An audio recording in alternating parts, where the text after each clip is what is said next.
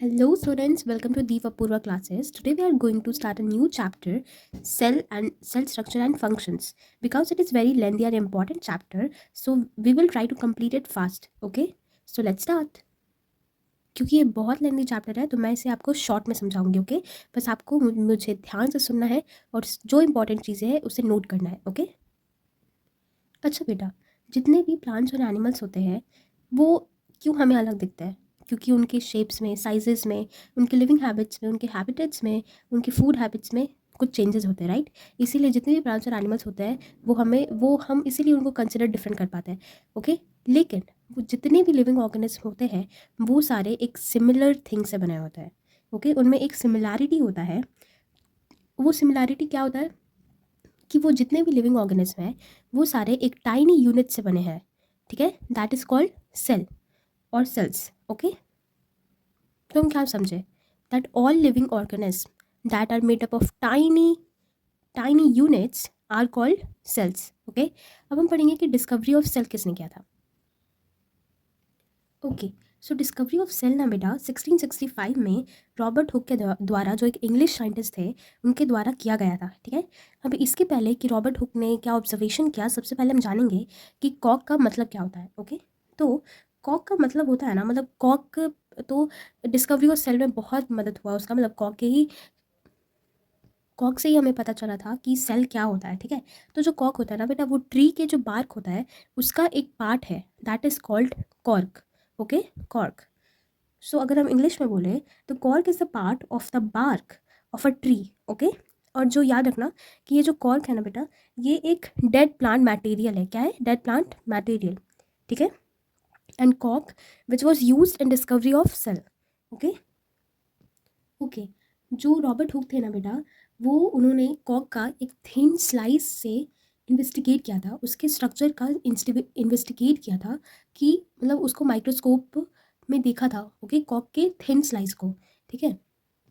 तो जब Robert Hooke ने अपने अपने माइक्रोस्कोप से, और हाँ ये ध्यान रखना कि जो रॉबर्ट हुक के द्वारा माइक्रोस्कोप यूज़ किया गया था ना, वो प्रिमिटिव था.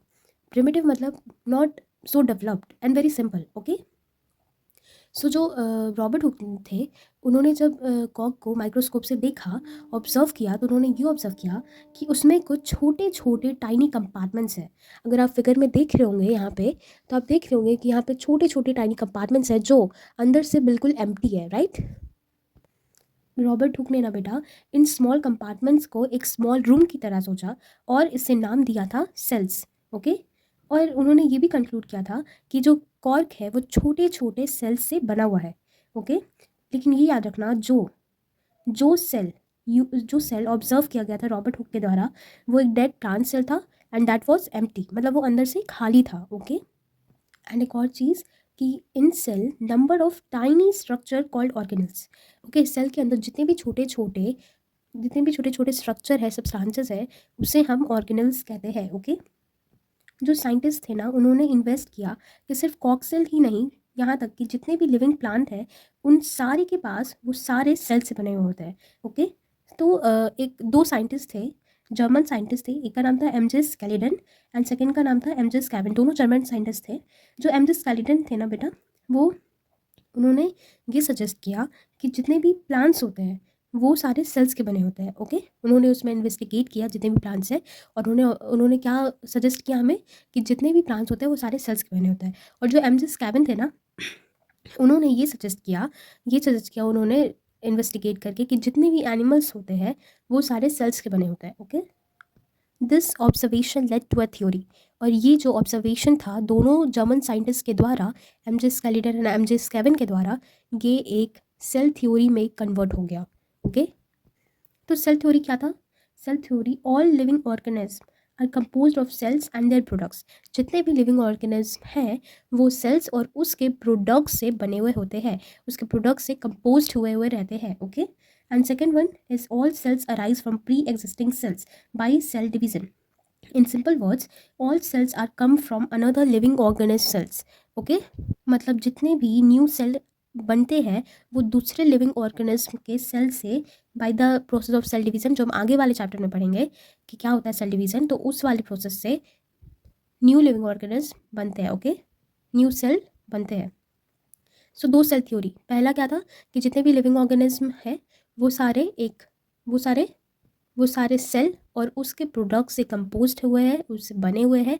एंड सेकंड वन दैट जितने भी न्यू सेल्स आ रहे हैं वो सारे दूसरे लिविंग ऑर्गेनिज्म के सेल्स से बने हुए होते हैं। Okay, all cells arise from pre existing cells by cell division. तो ये जो सेल थ्योरी थी ना बेटा, ये क्या हुआ कि ये स्टेट हो गया, मतलब ये लिखा गया कि जितने भी लिविंग ऑर्गेनिज्म का स्ट्रक्चर और फंक्शन जितना भी होता है, उसका स्ट्रक्चर और फंक्शन का बेसिक यूनिट हमारा सेल है। In English, the cell theory states that the basic unit of structure and function of all living organisms is the cell. Okay, the very most important thing that why cell is called structural and functional unit of life. Okay, so structural and functional unit of life cell को इसीलिए कहा जाता है बेटा, क्योंकि जो structure जो भी एक सेल बनता है, ओके, जब भी कोई भी लिविंग ऑर्गेनिज्म प्रोड्यूस होता है या फिर वो बनता है तो वो एक सेल से बनता है। वो एक सेल फ्यूज़न के द्वारा, मतलब कि आप हम प्रोसेस पढ़ेंगे आगे, सेल डिवीज़न के द्वारा वो धीरे धीरे बढ़ते बढ़ते 6, 16, 32 ऐसे सेल्स बढ़ते बढ़ते एक लिविंग ऑर्गेनिज्म बनता है। जो भी लिविंग ऑर्गेनिज्म बनता है बेटा, वो सिर्फ और सिर्फ एक सेल से बनता है। इसीलिए मतलब सेल इज़ अ स्ट्रक्चर ना, सेल हमारे बॉडी का स्ट्रक्चर है। If there is no cell there is a no body, there is no living organism. Okay, और जितना भी फंक्शन हमारे बॉडी में होता है वो सारा सेल के द्वारा होता है, चाहे वो रेस्पिरेशन हो माइटोकॉन्ड्रिया के द्वारा, या फिर कोई भी सब्सटेंसेस का रिलीजिंग कार्बन डाइऑक्साइड का या फिर ऑक्सीजन का एंटर करना, सारा प्रोसेस सेल के अंदर होता है। इसीलिए हम इसे structural and functional unit of life बोलते हैं। अब हम पढ़ेंगे कि एक्चुअल में सेल क्या होता है। ठीक है, अब हम डिटेल में पढ़ेंगे कि what is cell. Cells are basic unit of life. Okay, जो सेल है ना वो हमारी लाइफ का एक बेसिक यूनिट है। अभी मैंने बताया जितने भी लिविंग ऑर्गेनिज्म होते हैं including plants and animals are made from cells. जितने भी लिविंग ऑर्गेनिज्म होते हैं ना बेटा, प्लांट्स और एनिमल्स, वो सारे सेल्स के बने होते हैं। Okay, the cells are building blocks of plants and animals. Plants और एनिमल्स का सेल बिल्डिंग ब्लॉक्स है, मतलब उसी से सेल से ही एक लिविंग ऑर्गेनिज्म बनता है। ओके, जैसे कि फॉर एग्जाम्पल एक घर, ठीक है, मान लो आप जिस रूम में बैठे हो, ओके, वो जो रूम है वो क्या ऐसे ही बन गया? नहीं, उसका बेसिक यूनिट क्या है? Brick, right.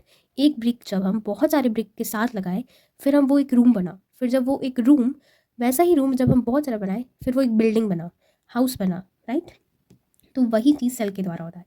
एक सेल जब बहुत सारे सेल्स के साथ मिलता है तो वो टिश्यू बनाता है, एंड फिर ऑर्गन, देन ऑर्गन सिस्टम, वो भी हम आगे पढ़ेंगे। ओके, अभी आप बस इतना समझ लो कि जितने भी लिविंग ऑर्गेनिज्म बने हुए होते हैं उनका बेसिक यूनिट सेल होता है। ओके, अब ऑर्गेनिज्म भी दो तरह के होते हैं। Okay, unicellular organism and multi cellular organism. Unicellular organism वो होते हैं जिसमें एक सिंगल सेल होता है, एंड मल्टी सेलुलर ऑर्गेनिज्म जिसमें बहुत सारे सेल्स होते हैं। यूनिसेलुलर ऑर्गेनिज्म का बेस्ट एग्जाम्पल है amoeba.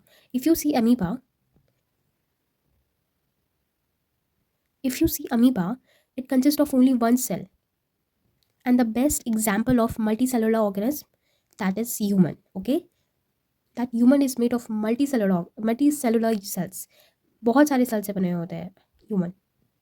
A cell is the smallest unit of life. हमारे ज़िंदगी का सबसे छोटा यूनिट है cell, which has a definite structure, जिसके पास एक डेफिनेट स्ट्रक्चर है, and performs a specific function, और वो बहुत सारा फंक्शन परफॉर्म करता है। ओके, अच्छा, माइक्रोस्कोप क्या होता है बेटा? माइक्रोस्कोप एक ऐसा इंस्ट्रूमेंट है जिससे हम माइक्रो ऑर्गेनिज्म को देख सकते हैं। ठीक है, मैं ये फिर से रिपीट कर रही हूँ बेटा कि जितने भी लिविंग सेल होते हैं वो दूसरे लिविंग सेल से ही आते हैं। ठीक है, since cells are the living units they require energy.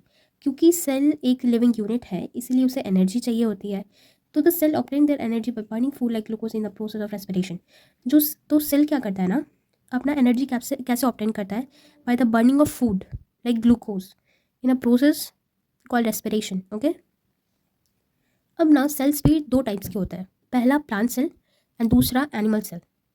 इसमें कंफ्यूज मत होना कि जो प्लांट सेल है वो सिर्फ प्लांट के लिए है और एनिमल सेल है सिर्फ एनिमल के लिए है। प्लांट सेल में प्लांट्स इंक्लूड है, बट जो एनिमल सेल है उसमें animal and humans both are included. Okay, अब हम पढ़ेंगे parts of cells. Okay, parts of cells. अब सेल्स के कितने पार्ट्स होते हैं?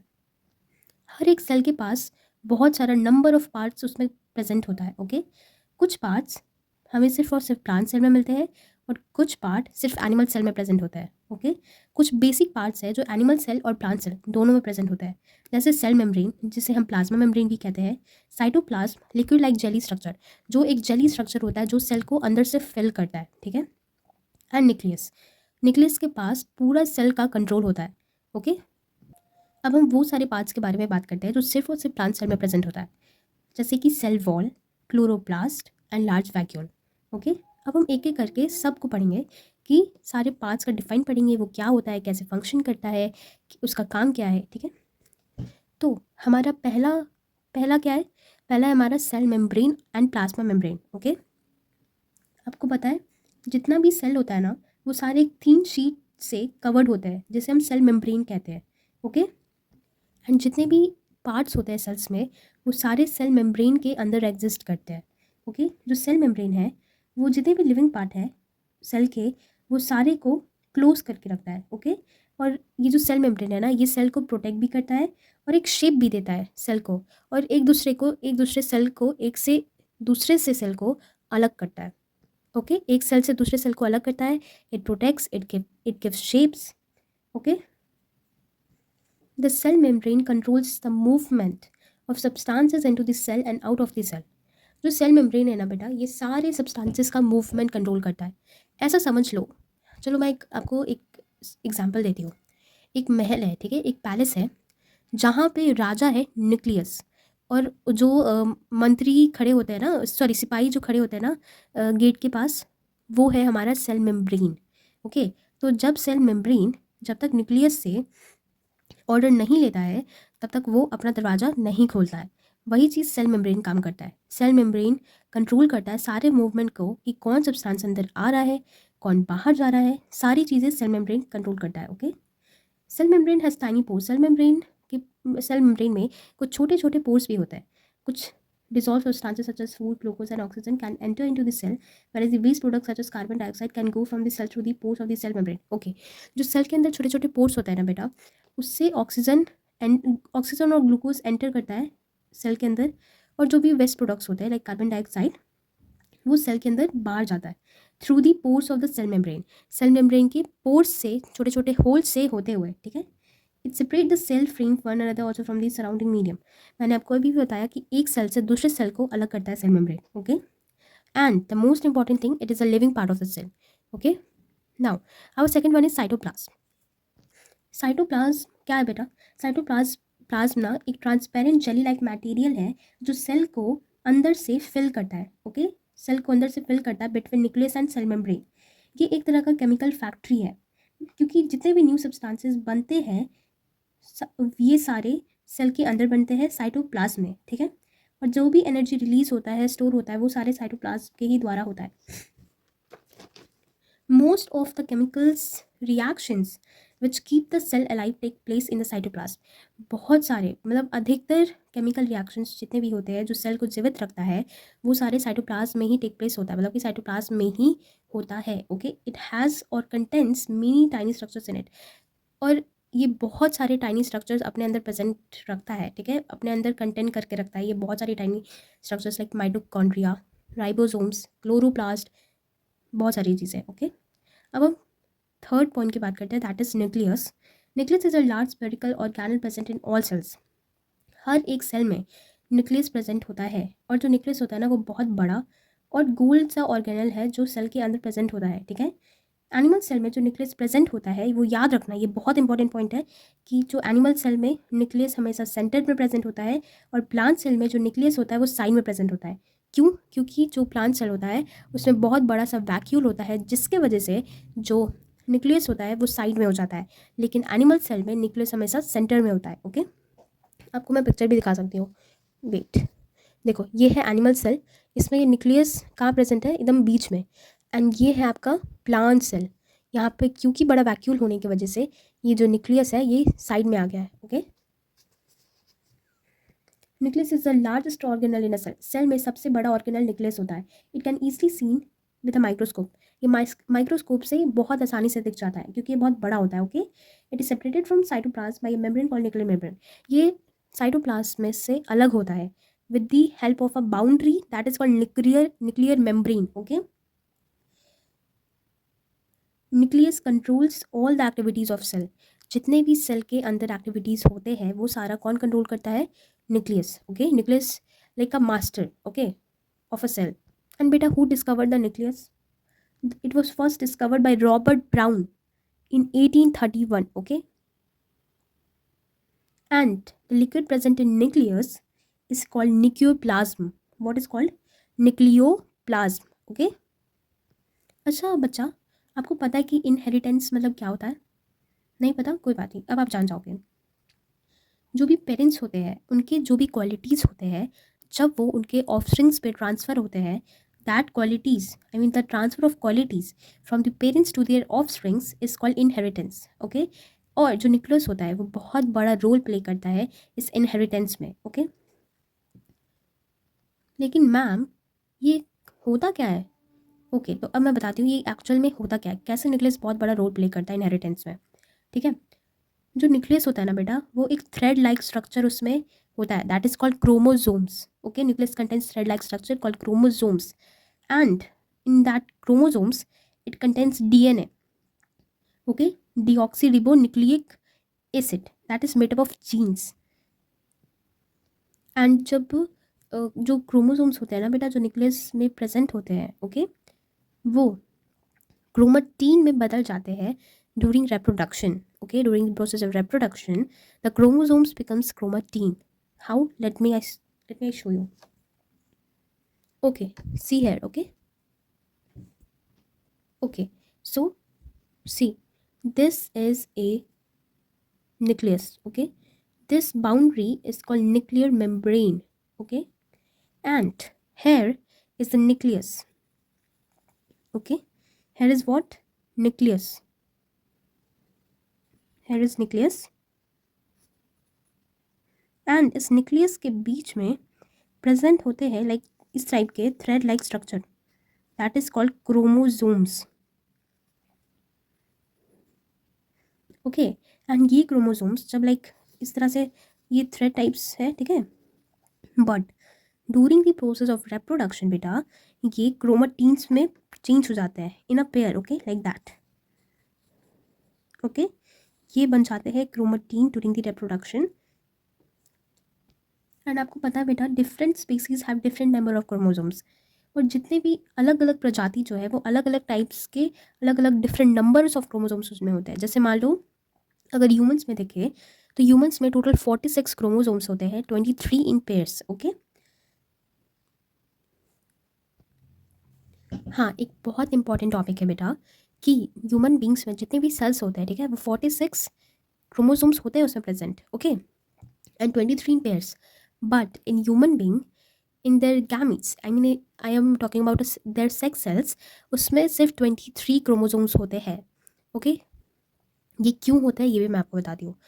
During reproduction for a complete development of baby, for a able baby, for a normal cell, क्योंकि क्योंकि जाइगोट फॉर्म कैसे होता है, due to the fusion of male and female gametes.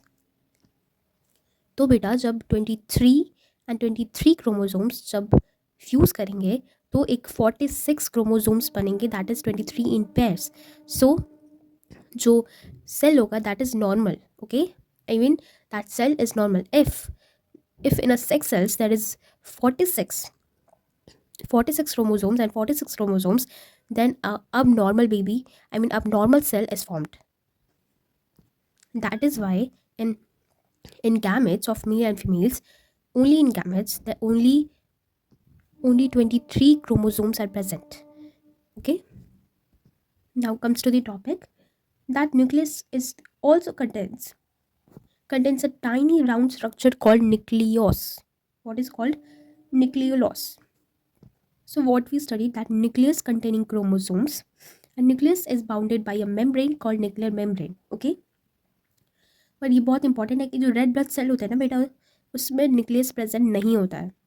Okay, genes is a unit of inheritance in living organism. जितने भी living organism होते हैं ना उसमें जीन्स इनहेरिटेंस का एक यूनिट है. ओके, जीन्स जिन्स की वजह से कैरेक्टरिस्टिक्स जो भी होते हैं पेरेंट्स के, वो उनके ऑफस्प्रिंग्स में ट्रांसफ़र होते हैं, ठीक है। It is transfer from a parent to their offspring during reproduction.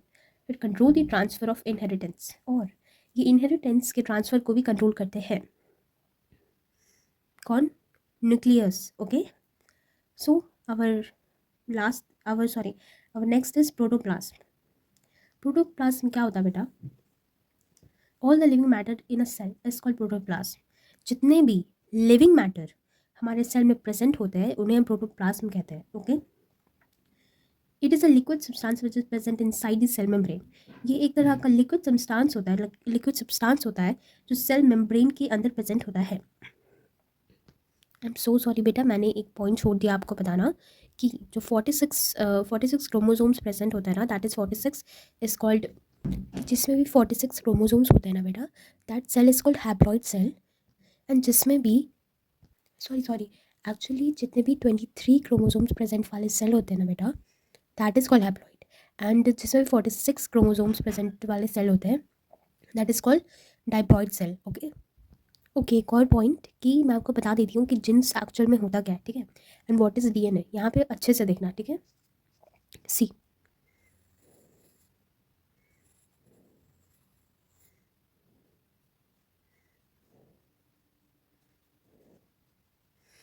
this is DNA, okay. What is this? DNA, okay. And this lines is called genes, okay. So let's come to the topic protoplasm, right? So what we study, that it is a liquid substance that present inside our cell membrane, right? And protoplasm includes cytoplasm, nucleus, and other organelles also. And it is made up of compounds of only 4 elements. ये बहुत important point है कि protoplasm कितने compounds के element से बना हुआ होता है, तो it's 4: hydrogen, carbon, nitrogen and oxygen, okay. Repeated, protoplasm made up of compounds of only 4 elements: carbon, hydrogen, nitrogen and oxygen. And it also contains other elements. Some of our water, carbohydrates, protein, fats, nucleic acid and mineral salts, okay. A unique combination of elements and compounds provides living nature to protoplasm, okay. Our next and very important topic, that is mitochondria. Mitochondria एक बहुत छोटा rod shape और spherical organelle होता है, okay, जो सारे sales में present होता है। ये हमारे सेल को एनर्जी प्रोवाइड करता है सारे एक्टिविटीज़ को करने के लिए, ओके। और ये जो एनर्जी प्रोड्यूस होता है, that process is called respiration, okay. जिसमें क्या होता है, फूड जैसे कि ग्लूकोज, फूड में जो प्रेजेंट ग्लूकोज होता है वो ब्रेक डाउन होते हैं ऑक्सीजन के थ्रू, ठीक है। Mitochondria use glucose and oxygen to produce energy. Mitochondria glucose and oxygen को इस्तेमाल करता है एनर्जी प्रोड्यूस करने के लिए, okay. Okay, what is cell wall? फिर से याद रखना बेटा, मैं आपको शॉर्ट में पढ़ा रही हूँ क्योंकि ये बहुत लेंदी चैप्टर है, ओके। एंड ये इंपॉर्टेंट है, इसलिए जो भी इंपॉर्टेंट है मैं आपको बता रही हूँ, आपको सिर्फ और सिर्फ सुनना है, ठीक है। So what is cell wall? हमने पढ़ा था ना कि जो सेल वॉल होता है सिर्फ कहाँ प्रेजेंट होता है, प्लांट सेल में, ओके। और क्यों प्रेजेंट होता है ये भी हम पढ़ेंगे। सो बेटा, जो प्लांट सेल होता है ना, उसके सबसे आउटर वाले पार्ट में थिक वॉल सा होता है जिसे हम सेल वॉल कहते हैं। ये सेल मेम्ब्रेन के बाहर होता है, ठीक है। सेल मेम्ब्रेन के बाहर होता है सेल वॉल, जो सेलुलोज से बना हुआ होता है, ओके, जो प्लांट्स को प्रोटेक्ट करता है। अच्छा, हम लोग क्या करते हैं, क्योंकि हम लोग मूव कर सकते हैं, हम कोई भी ज़्यादा हार्श इन्वायरमेंट में या फिर ज़्यादा ठंडा में हम लोग इधर से उधर मूव कर सकते हैं, ओके। बर्ड्स भी मूव कर सकती है, हम भी मूव कर सकते हैं, बट क्या प्लांट्स कर सकते हैं? No, the answer is no, plants move नहीं कर सकते। That is why there is a thick wall around them which protects them, okay. That is what that thick wall is called, cell wall, okay. And it is outside the cell membrane and it is made up of cellulose, okay. अगर आपने पढ़ा होगा तो that paper is made up of cellulose, I mean paper is obtained from cellulose, right. And ये cell wall एक cell membrane जैसे animal cell को shape देता है उसे सपोर्ट करता है, बिल्कुल वैसे ही plant cell I mean cell wall भी प्लांट सेल को एक शेप देता है और प्लांट सेल को सपोर्ट करता है, ठीक है। क्योंकि यहाँ पे वही लिखा है कि plants needs protection against high wind temperature moisture and the plants can not move it fix at one place with the cell wall protect them from the various changes in the surrounding. मैंने आपको बता दिया कि क्यों cell wall present होता है plant cell में, right. Okay, the tough cell wall present in plant cell provides protection to plants. Cell wall is present only in plant cell. फिर से मैं बता रही हूँ, ये जो सेल वॉल है ये सिर्फ और सिर्फ प्लांट सेल में ही प्रेजेंट होता है, okay. Cell wall animal cell में प्रेजेंट नहीं होता है। एनिमल सेल में outer membrane as a cell membrane, okay. And this cell wall is a non-living part of the plant cell, okay. Now our next topic is chloroplast. It is also very important. Chloroplasts are the green colored organelles present in the cytoplasm of plant cell. Chloroplast, ये भी याद रख लो कि ये सिर्फ और सिर्फ plant cell में ही होता है। That is why plant is looking green, okay. Chloroplast एक ग्रीन कलर का ऑर्गेनल है जो साइटोप्लाज्म में प्रेजेंट होता है प्लांट सेल के अंदर। जो प्रोसेस है ना प्लांट का खाना बनाने का, दैट इज कॉल्ड फोटोसिंथेसिस, ये क्लोरोप्लास्ट में ही टेक प्लेस होता है, ये क्लोरोप्लास्ट में ही होता है, ठीक है। The green colour of chloroplast is due to the presence of green pigment called chlorophyll. Chloroplast green colour का इसीलिए होता है क्योंकि उसमें एक ग्रीन पिगमेंट प्रेजेंट होता है, that is called chlorophyll. Chlorophyll can absorb sunlight energy, ये भी बहुत इंपॉर्टेंट है, दैट क्लोरोफिल जो होता है ना बेटा, वो सनलाइट एनर्जी को एब्जॉर्ब कर सकता है एंड एब्जॉर्ब करता है, okay. In the chloroplast carbon dioxide and water combine in the presence of sunlight energy to produce food such as glucose, okay. Chloroplast में कार्बन डाइऑक्साइड, वाटर और presence of sunlight combine होते हैं and ये food produce करते हैं like glucose, okay. And ये जो chloroplast है ना बेटा, ये ग्रीन प्लांट्स को बहुत मदद करता है खाना बनाने के लिए, ठीक है। Chloroplast only found in plant cell which carry out photosynthesis. Chloroplast सिर्फ और सिर्फ प्लांट सेल में ही मिलता है जो फोटोसिंथेसिस का प्रोसेस करता है। Chloroplast will not be found in the root cells of a plant, okay. ये भी बहुत इंपॉर्टेंट पॉइंट है, दैट प्लांट्स में जो रूट सेल्स होते हैं वहाँ पे क्लोरोप्लास्ट प्रेजेंट नहीं होता है। क्या कभी आपने देखा है कि कोई भी प्लांट का जो रूट है that is green? Never, okay. इसीलिए क्योंकि उसमें क्लोरोप्लास्ट प्रेजेंट नहीं होता है। किसमें नहीं होता है? प्लांट्स के रूट सेल में, okay. The organelles containing pigments colour matter present in the cytoplasm of plant cell are called plastids. जो भी ऑर्गेनल पिगमेंट मतलब कि जो भी कलर पिगमेंट कंटेंट करते हैं और जो भी साइटोप्लाज्म के अंदर रहते हैं प्लांट सेल के, that is called plastids, okay. Plastids can be of many different colors. Plastids containing green pigment chlorophyll are known as chloroplast, okay. The plastids can also have pigments of other colors. ये जो plastids है ना बेटा, ये अलग different types के colours मतलब different type के पिगमेंट्स भी इसमें प्रेजेंट होते हैं।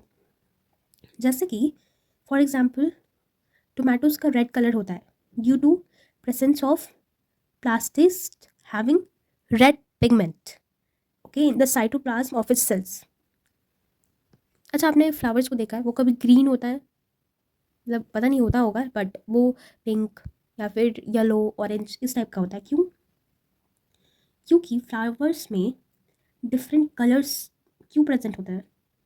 Due to the presence of plastids बेटा, okay. Due to the presence of plastids जो पिगमेंट कंटेन करके रखता है डिफरेंट कलर्स का, okay. Okay, so our next topic is vacuole, large vacuole. Why it is called large vacuole, ये तो सभी जानते होंगे क्योंकि बहुत लार्ज वैक्यूल मतलब बहुत बड़ा वैक्यूल, राइट। अच्छा, वैक्यूल क्या है बेटा? वैक्यूल एक एम्प्टी स्पेस है जो साइटोप्लाज्म में प्रेजेंट है, ओके। सेल के साइटोप्लाज्म में एक एम्प्टी स्पेस है दैट इज कॉल्ड वैक्यूल जो उसमें प्रेजेंट है, जो सेल मेम्ब्रेन से इनक्लोज्ड है, राइट। इनक्लोज्ड है, आई मीन वो लाइक बंद है, ठीक है। And usually content substances dissolve in water.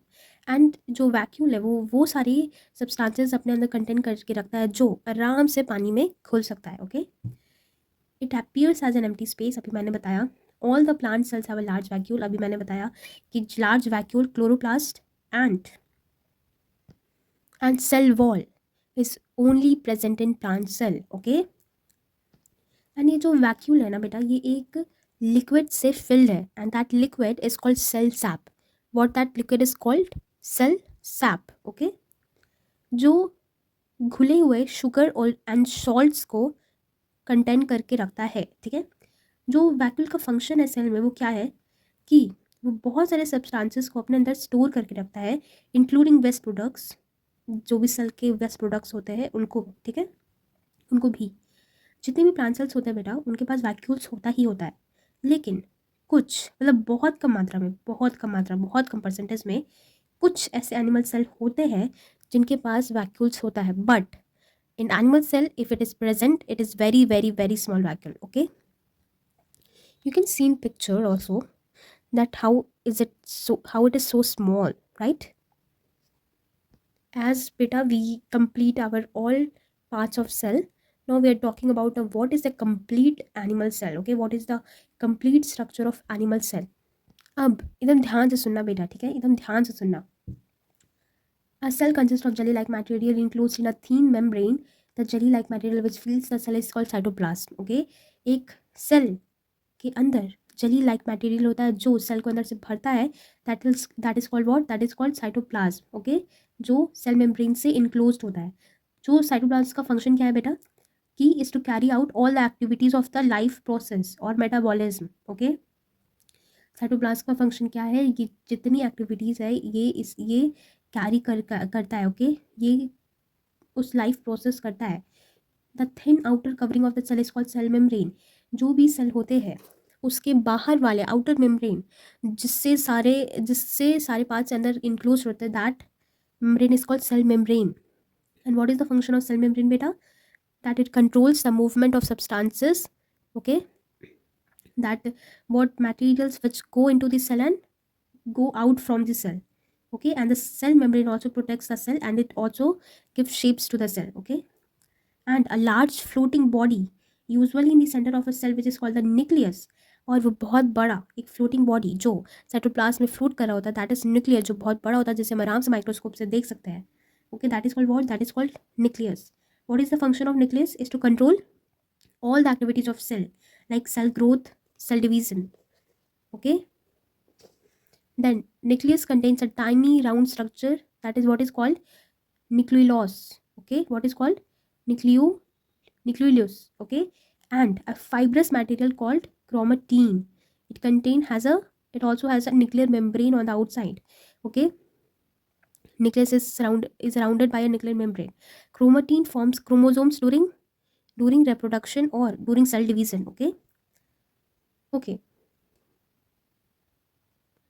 chromosomes transfer characteristics from the parent to the next generation or to their offsprings. Okay, the cytoplasm and nucleus taken together from the protoplasm of the cell.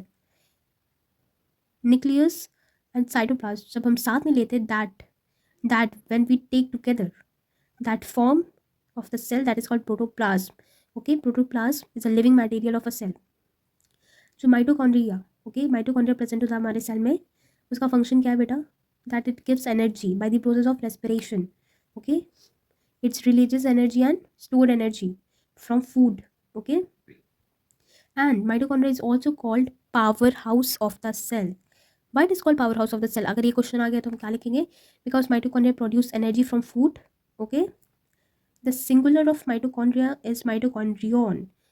Okay, if in a cell there is only one mitochondria is present, it is called mitochondrion. Okay, and that tiny air space in a cytoplasm of an animal cell are called small vacuoles. Okay, and what is the function of vacuole in animal cell beta? That it holds water, air and particles of food. and जितने भी animal cell होते हैं that do not, मतलब mostly cases में that do not have vacuoles. Okay, now so what we have already studied that what is the structure of animal cell. Okay, now we study that what is the structure of plant cell completely.